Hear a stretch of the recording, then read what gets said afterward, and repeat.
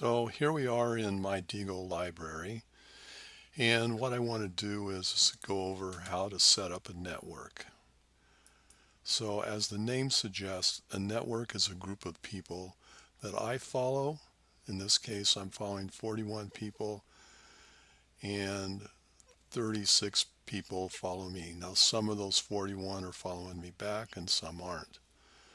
So as you can see, some of the people that I follow now, I don't know, I've never met Phil Taylor, but I just ran across him in Diigo because we have share similar interests. He's an educator also, and he just posts a lot of interesting items and links in Diigo, so I follow him. I can always depend on Phil to have something interesting to say, and that's the power of the social networking is that you can actually communicate and get a lot of good resources from hundreds of people that you may never meet, but that you share a lot of similar interests. So here's how you would set up your network. So now one of the things you can do is you can directly invite your friends to Diigo. And so in a school, say your department, everybody or 5 or 6 people in the school are using Diigo, then you could set them up. Now, if you're doing this as a classroom setting, then what I would suggest is that you have a network of your students can set up a network to share information with each other.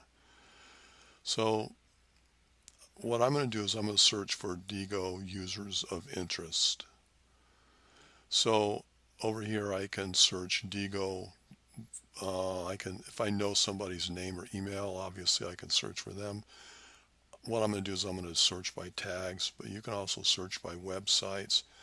And in the advanced search, it just gives you more granularity in finding specific people or topics. So tags, think of tags as topics. So I'm interested in finding people who are interested in curation.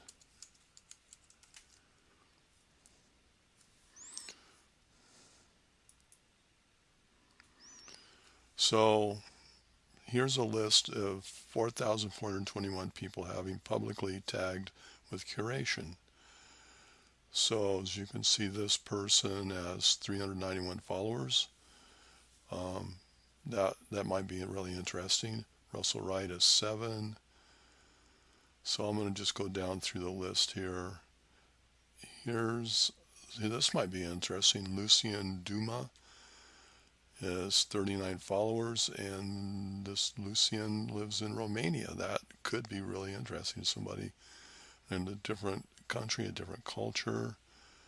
Let's see what else I could find. So you can see, Howard Rheingold. Now, who would have thought, but I guess it makes a lot of sense. Howard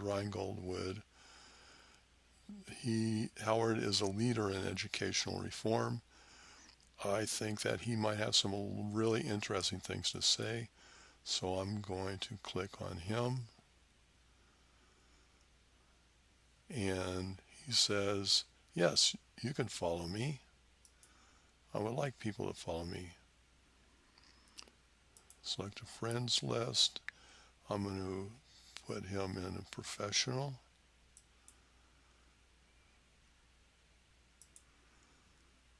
And now I'll be one of the 512th person to follow Howard Rheingold. And as you can see, this is Howard Rheingold's profile. And now I can look at Howard Rheingold's network. This is all the things that Howard Rheingold finds interesting. You can see he is right up here. October 25th was the last time that he posted in Diigo. And you can see all the things that he tags over here.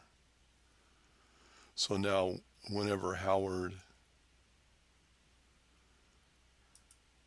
posts, his post will pop up over here in people that I follow. And then what I can do is that what I can do is, this is an interesting website. Looks like a blog. Technology Rocks Seriously. So I got that from Phil Taylor. And if I like this, then I can tag it also. If there's some information in here, it's like, oh, okay, thanks, Phil. I think I'm going to save this. I'm going to bookmark this myself.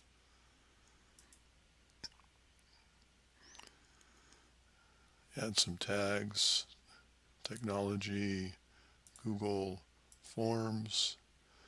I can add a description. I can write some information in here.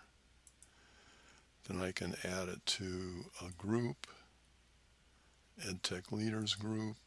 So here's all the groups that I have. I can create another group. I can add it to a list. So here's all the lists. Let's put it under,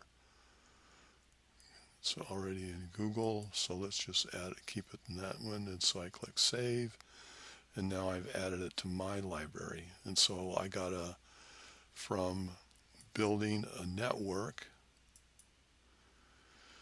of like-minded people, then they can do some of the work for me, and I do some of the work for them. So that's how networking works.